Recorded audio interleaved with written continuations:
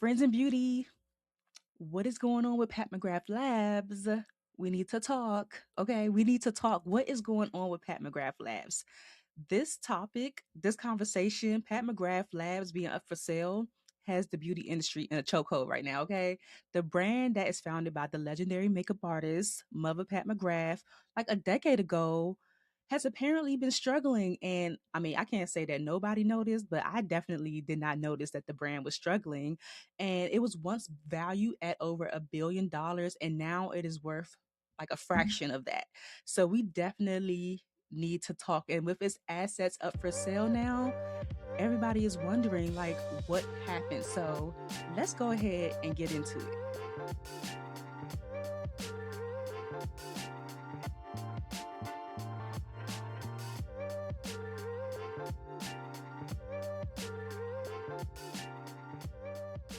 Pat McGrath, it was reported, is putting assets up for sale. And Business of Fashion reported in December, right before Christmas, that Pat McGrath Labs is going through, quote, a restructuring and recapitalization process. It says that it's reviewing its assets, and some of them, including its trademark and logo, may be sold. This is on top of the fact that Pat McGrath Labs turned 10 this past October.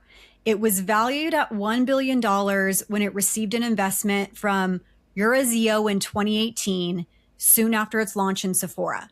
Business of Fashion reported in 2021 that Eurazeo had quietly exited an investment and reported earlier this year that another investor, Sienna Investment Managers, had marked down its stake in the brand by 88%, implying a valuation closer to $174 million. McGrath Labs spokesperson said that sales have improved, quote unquote, significantly since the beginning of the year, according to Business of Fashion. On top of all of this, we also saw that there was Pat McGrath Labs products at like a CVS. Right. There's so many red flags that we have seen and talked about, like the CVS, the really weird collaborations that they have been doing, like with Candy Crush. Candy Crush. She made a separate Instagram account for herself. I would say the biggest red flag was the Louis Vuitton thing. Right?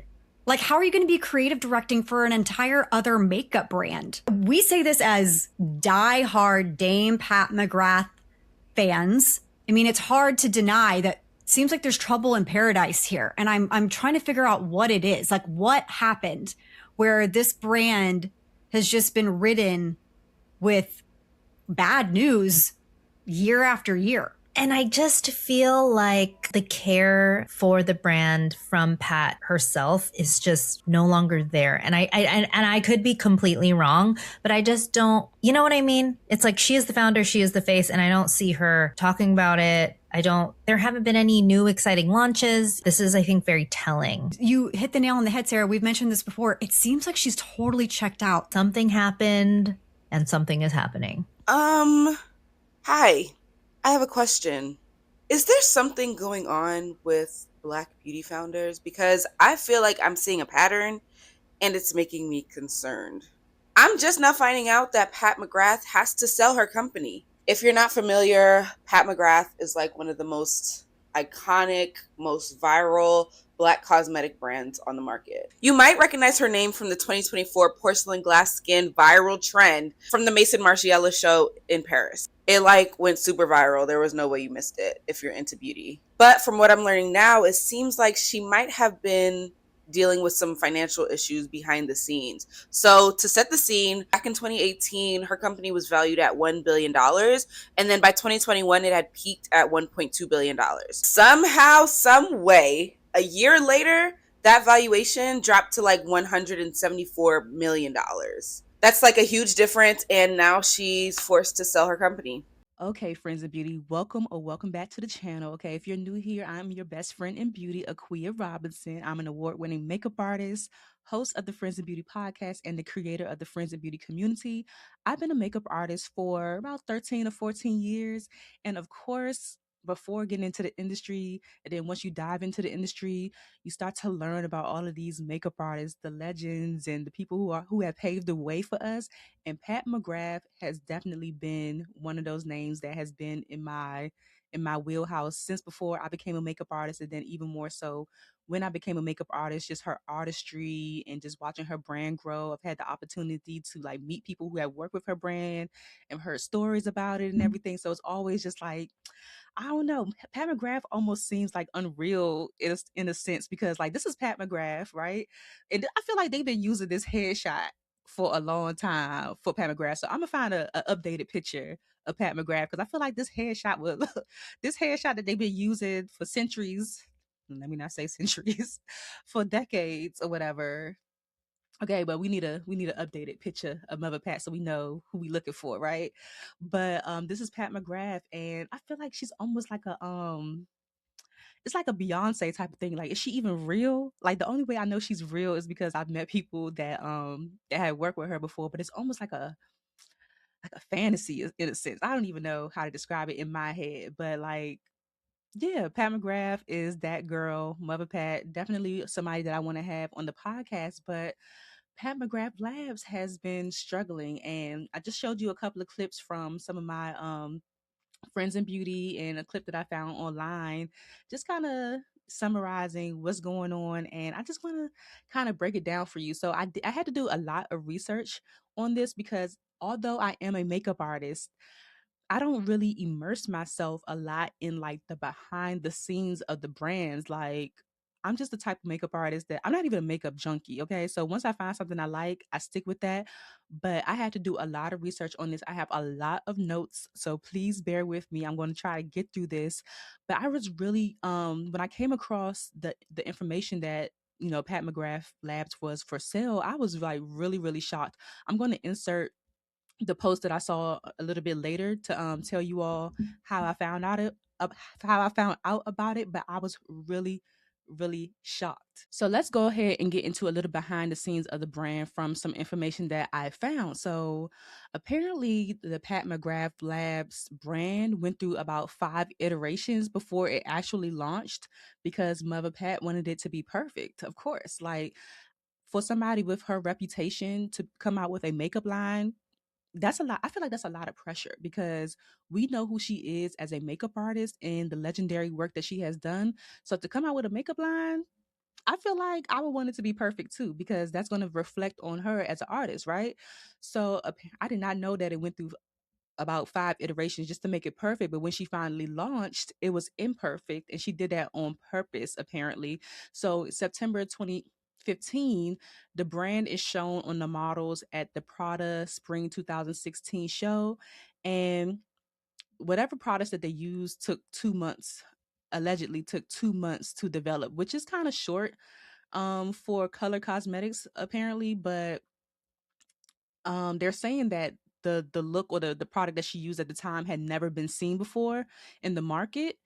And I don't know about that. I'm not too sure how true that is. I don't know.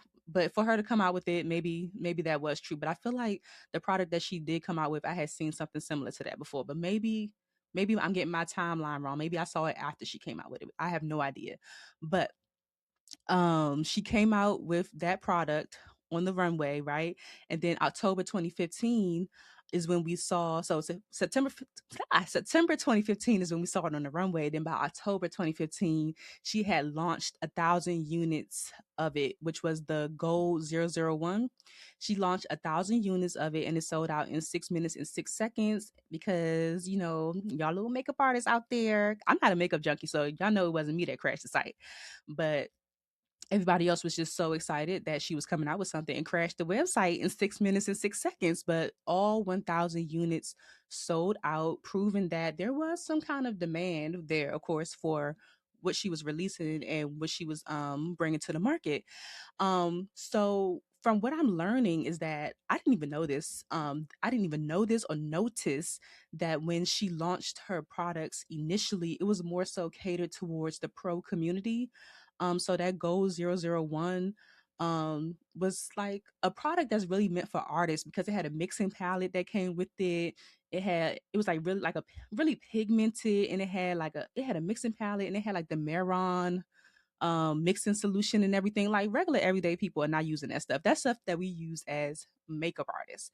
So it was really really meant for the pro community at first. when she launched, it was something that like she just felt like it's something that had to exist. So when she came out with it, she released it. It wasn't something that was on a calendar or like a fixed schedule where it's like, okay, every quarter we have to do this. It's like, okay, I innovated something, let's bring it to the market. So it was never really meant to be, from what it sounds like, it was never really meant to be like a Sephora brand. It was really meant to be super niche for the beauty community. So with her selling out of those units initially, I'm imagining that the demand was real and people are now expecting, like, when are we going to get a Pat McGrath line? When are we going to get a full Pat McGrath line? And it was confirmed that a full makeup collection will be premiering by the end of 2016, but that actually never happened.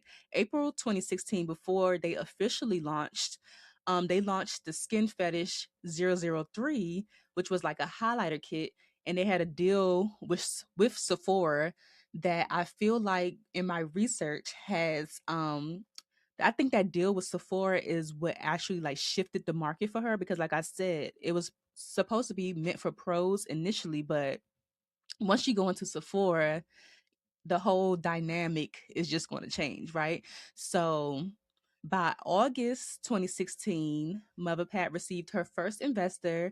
And then by August 2017, okay, they said it was going to launch in 2016, but August 2017 is when they actually launched Pat McGrath Labs. They launched with a 61-piece collection and it sold out in minutes, which is insane to me because a lot, I mean, I guess Pat McGrath Labs is a big brand. It's in Sephora. It landed in Selfridges and like all these other places before it actually launched. But like, and it had launched like small Sephora stores first, like 7 stores. But 61 pieces is a lot. That's a lot of SKUs.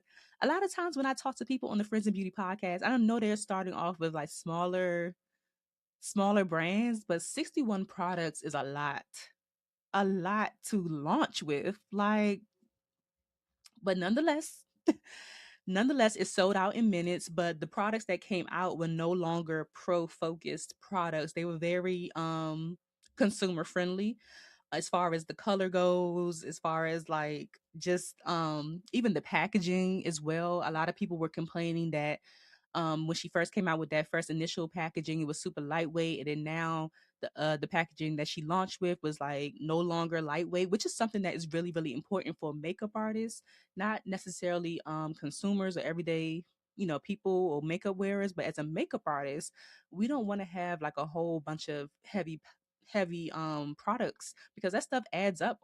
Like the more stuff that you add into your kit, that definitely adds up. So definitely she launched with products that was more so like commercial use and not as creative, I feel like, as when she came out with the that 001. And when she launched, the brand had massive attention from day one just because of who she is and her affiliation, like with, celebrity. It definitely launched like it felt like a celebrity brand, like a Fenty or like a Rhode, like, those celebrity brands that launched. It had that celebrity level hype because she is a celebrity makeup artist and she works with a lot of celebrities and the runway and everything. So for her to come out with a brand, there was a lot of attention around it, for sure. Massive attention around it from day one. Um, but there was also a gap between who wanted the brand and who it was made for. And I feel like that gap between who wanted the brand and who it was made for, based off of the information that I've seen, it could be the reason for the brand kind of dwindling a little bit. But this is not even like a what can I say? Because I'm thinking as I'm talking to you at the same time, looking at my notes. But this is all still so very new. Like we haven't even come upon the date yet for the sale. So all of these things that I'm saying are just like speculation, because I, at this point, have not seen an official statement from Pat McGrath or Pat McGrath Labs on any of these things that we're speculating. So, just come along for the ride, because I feel like this is going to be something I'm going to have to keep, updating and just stay updated on. But like I said, I feel like that gap is ultimately, what messed things up, because, the pro community, we operate in a different way than consumers operate. and we have certain needs that differ from what the consumer needs. So I even saw one thing that was like maybe she should have done like two different brands, like a pro brand and a consumer brand, which is still a lot. Okay. So Sephora, let's talk about Sephora and scale, because I think this is like the first major shift for the brand. Because when you go into Sephora, it's automatically, of course, going to expand your visibility, but they also have their own expectations and standards for what they require for you to be inside of Sephora stores. I don't know all of the ins and outs, but I do know that things are very particular, just from conversations I've had with people on the podcast who have products in Sephora. Like, it's a very particular process.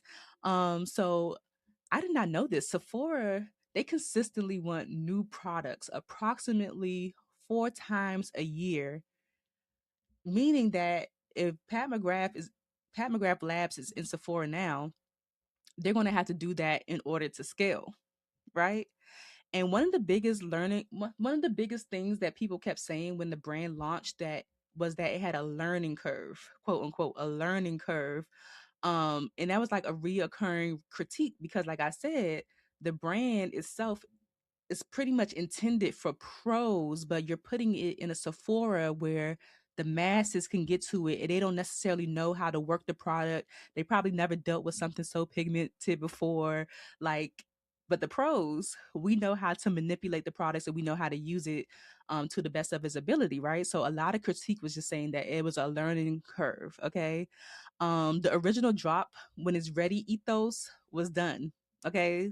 Drop, when I say drop, done, because Sephora has its standards and retail demands, like retail is demanding. Okay, retail is demanding. So in August 2018, after 3 years, they got a new investor. Pat McGrath Labs got a new investor that took them over the $1 billion valuation mark. And I remember this like it was yesterday because it's such a big deal, especially for Black owned brands, female owned brands in the beauty industry.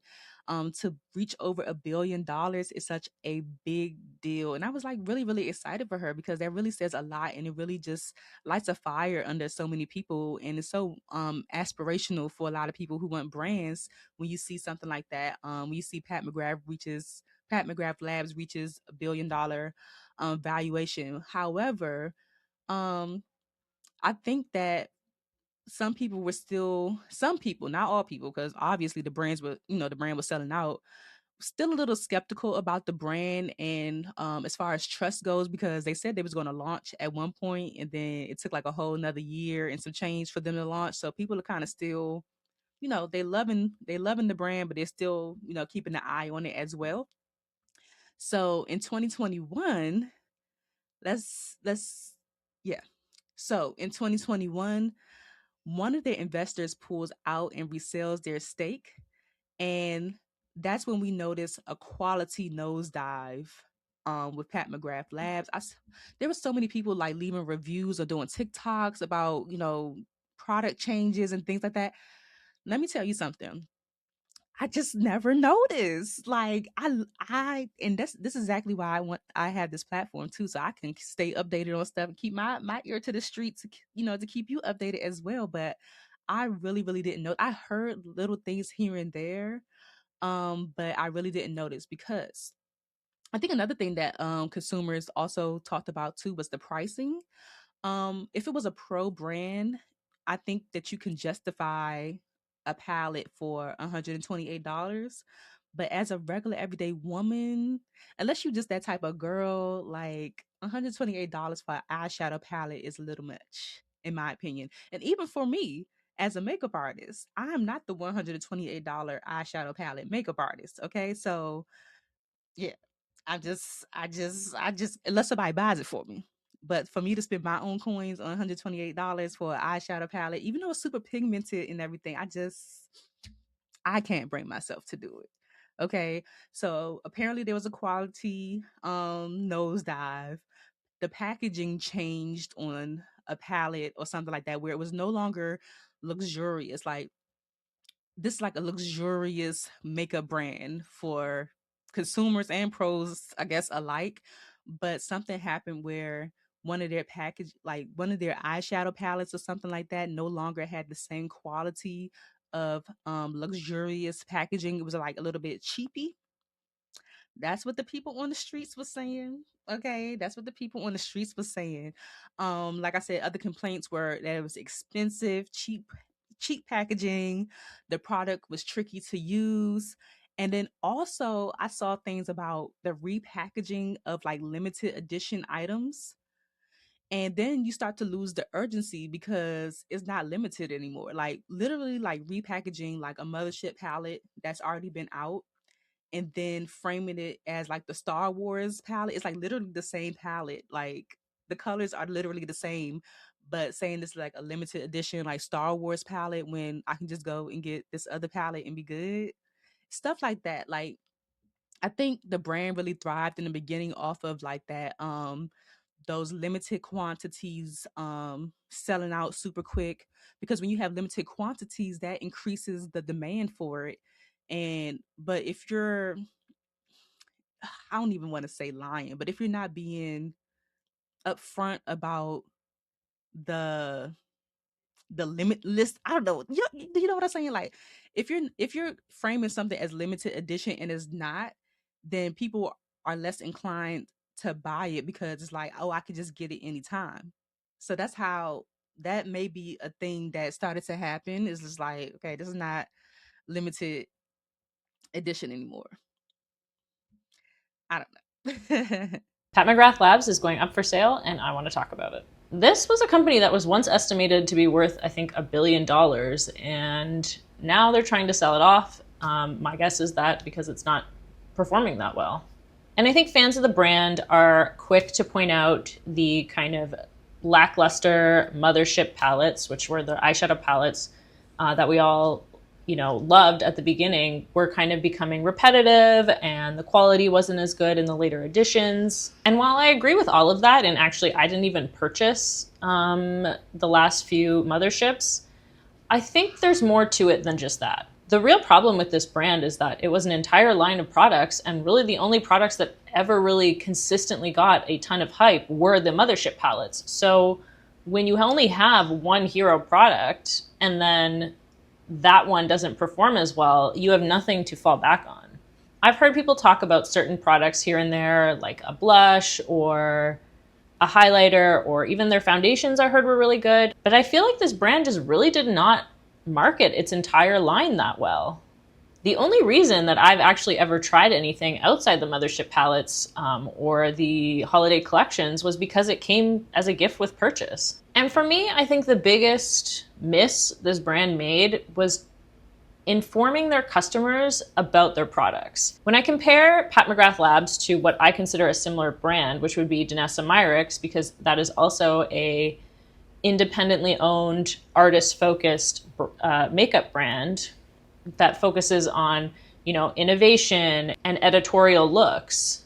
But the difference is that Danessa Myricks is always creating content talking about her products. She is always educating people on them. And I'm not saying that Pat McGrath had to necessarily be the one to do that, but somebody had to be. So even when you don't have a new launch to talk about, I think you should still be going back and informing customers about why they should be interested in your bronzers and your blushes and any other product in your line. And I don't really feel like Pat McGrath Labs ever really did that. They would launch a product, there would be some hype, there would be some sponsored content, and then that would be it. Now, I'll be honest, I've actually really loved pretty much every product that I've ever tried from the brand. And I think I probably would have liked more products had I tried them, but I feel like I didn't ever really have the inclination to do so because I didn't know exactly what type of product it really was. Those are all my opinions on why I think the Pat McGrath Labs brand fell off so hard and why it's now up for auction.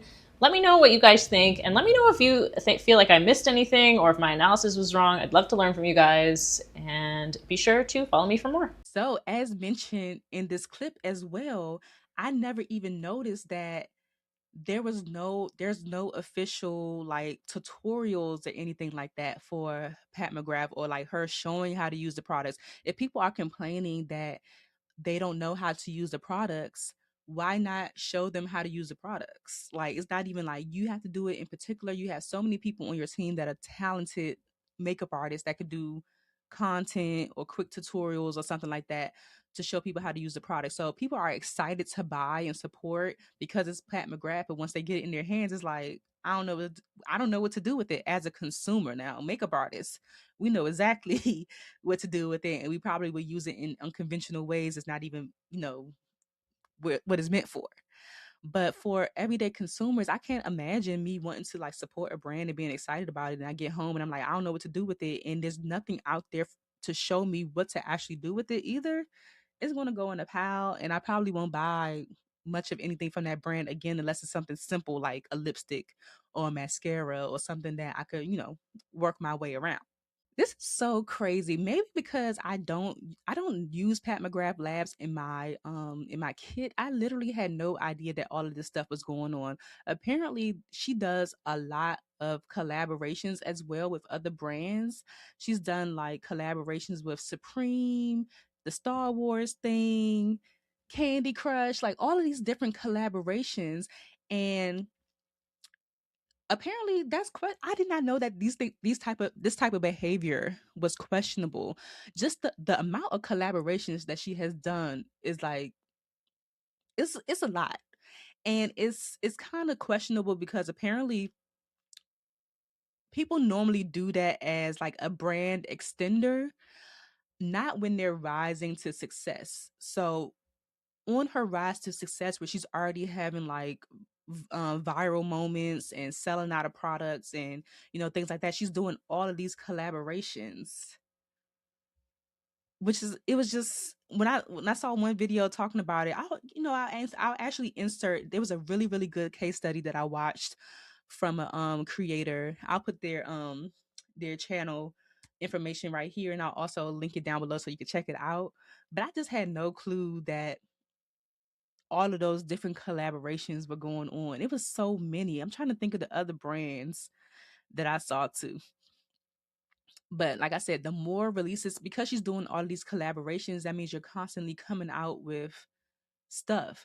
So I feel like the more releases that you do, it's just less urgency. Like you're just constantly putting things out, constantly putting things in front of our face. I don't know if it has to do with a thing with the investors and trying to recoup money or what it is, but I don't know. Like I said, it was repeated shades and rebranding limited edition things, the packaging complaints, and the skills. A lot of people just ain't had the skills to work the products.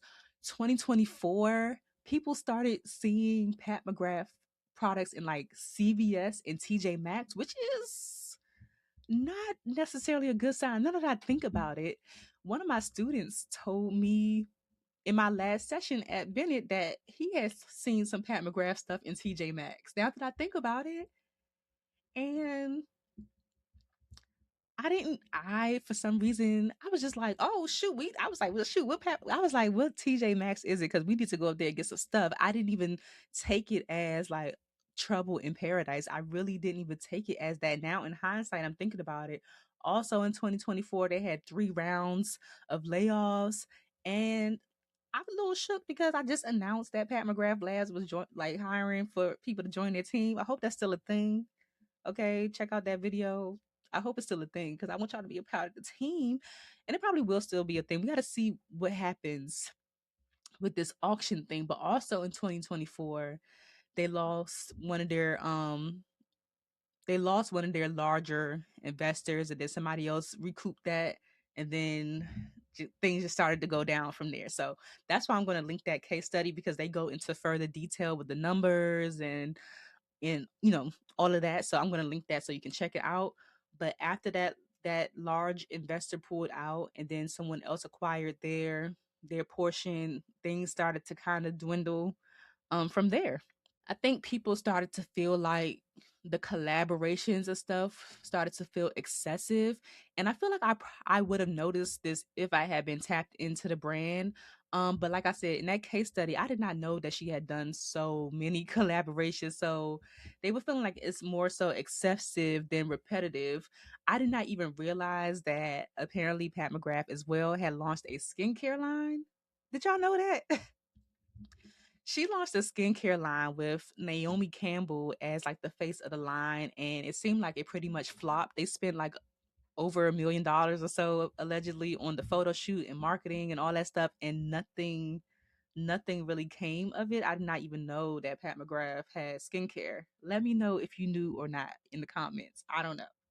So also in 2024, despite her larger investor pulling out, she had that epic Mason Margiela moment on the runway where she had that glass skin moment on the runway with Mason Margiela. Everybody was going bananas, going freaking bananas on Instagram, TikTok, everything, trying to figure out how they even created this doll, this porcelain doll look, right? I remember when that happened, and it was definitely a highlight and also apparently a missed opportunity for Mother Pat. Um, it went viral. The whole thing went viral, and apparently there was no product to follow up with it. I did a whole podcast episode about this, episode 305 of the Friends of Beauty podcast. So check out that episode. I came across this clip, and I'll kind of like scroll through it here on the side. But check out that episode too. But I found this clip on Instagram. This is actually the post that I saw that alerted me to the fact that Pat McGrath Labs is being sold, but that this talks about virality versus velocity, and how when you go viral, if you don't have something to back it up with, it's just basically going to be a flop. So with her, when she had this Mason Margiela moment, it took her a year to come out with a product that people could recreate that with. Before she even did that, way before she even did that, her old assistant apparently had cracked the code and was telling people how to achieve the look. So yeah, apparently that was a missed opportunity for momentum that possibly could have helped the brand if they had capitalized on it sooner, which led me to the question of like, do we have to capitalize on every viral moment? Do we have to? So let me know your thoughts on episode 305 of the Friends of Beauty podcast, because that's something that I feel like just business owners or beauty pros think about all the time. Is like, okay, I went viral, now what? Now what? Also, um fast forward to March 2025, Louis Vuitton publicly announced that Pat McGrath will become the creative director of cosmetics for its new line, Le But Louis Vuitton. And the first collection debuted on August 29, 2025, marking her first official product collaboration under Louis Vuitton name as creative director. So I remember hearing about this and being very, very celebratory. Like, wow, that's such a huge deal for Pat McGrath, until they came out with that expensive ass lipstick and eyeshadow quad. I wasn't buying that either, but it's for somebody. It's a consumer out there for every product. I'm not the consumer for that. But apparently when people saw this, they automatically had a feeling or a gut feeling that we were coming to this moment of Pat McGrath Labs possibly being no more, or possibly coming under new ownership, because it's like people were like, how are you going to be a creative director of cosmetics for a whole different company when you have your own? So there has been some speculation that possibly maybe Louis Vuitton will buy Pat McGrath Labs. I don't know. Like we said, speculation. You know, people are just assuming right now. Maybe Louis Vuitton will throw in their bid in on the auction for Pat McGrath Labs, possibly. So we'll see. Then somebody else was like, oh, L'Oreal. L'Oreal owns a whole bunch of products that we love, even this eyeliner from Urban Decay that I got on right now. So maybe L'Oreal would throw their hat in the game. I don't know. We just gonna have to wait and see. And I would definitely keep you updated. But yeah, people apparently when they saw this, they knew automatically what was about to happen. And then fast forward to present day, down to the freaking logo, down to the logo and some other collateral or whatever. Pat McGrath Labs is selling its assets. That's where we are. Pat McGrath Labs is selling its assets. It is set to, let me find my article real quick. So the bid deadline is being conducted. So the asset sale is being conducted by Hillco Global. And it said it presents the opportunity to acquire the assets of luxury beauty and color cosmetics brand Pat McGrath Labs, including collateral pledged by Pat McGrath Cosmetics LLC and Patricia McGrath. That just sounds so crazy. Patricia McGrath, Pat McGrath. So the bid deadline is January 26, 2026 at 10 a.m. Eastern Standard Time, and the auction is on January 27th, 2026 at 10 a.m. Eastern Standard Time. It's going to be on Zoom, y'all. I wish I could it says with the option to appear in person. I wish I can go. I wish I could tune in. That you do have to like contact the people over at Hillco if you want to put in a bid, and they're going to ask you for certain information to make sure that you can, you know, deliver. But I doubt if they're just letting like random people. I should just email them just to see. I doubt they're just like letting random people sit in on the auction, but I would really really like to see like what is going on in there. Like seriously, I really want to see what's going on inside the auction. When you want to know, I literally cannot wait to see what happens with this. At the end of the day, I feel like Pat McGrath is going to do wonderful. I feel like she'll do great. There's always this thing about, black owned businesses or black, founders selling out or selling their businesses, but inevitably like that is the goal. Ultimately, if you can, is to be able to to sell your business. So I think at the end of the day, whether I'm pretty sure she's going to, whatever deal is made is like she still has to have some kind of stake in the company, right? I hope so. I just like literally can't wait to see how this all unfolds and ends up. But I feel like she'll still maintain some kind of stake in the company and probably just focus on her appointment with Louis Vuitton or something like that. Um I don't know. She's gonna be good though. Like she's still Pat McGrath. She's still Mother Pat. Her artistry is undeniable. You can't deny that. Um, but do you think that Pat McGrath Labs lost its original identity, or you think that the evolution of the brand was inevitable? Like, and did that hurt it? Or, I mean, I don't know. We don't know yet. Did it hurt? I don't know. Let me know your thoughts. Let me know your thoughts. Like I said, this is a lot of information, and I'm pretty sure I did not cover everything. If I misspoke about anything, or if you heard something different, or you want to talk about it, like let's chat in the comments. But I'm definitely going to be keeping my eye on what's going on with Pat McGrath Labs. Definitely going to be keeping my eye on this because this is just now starting.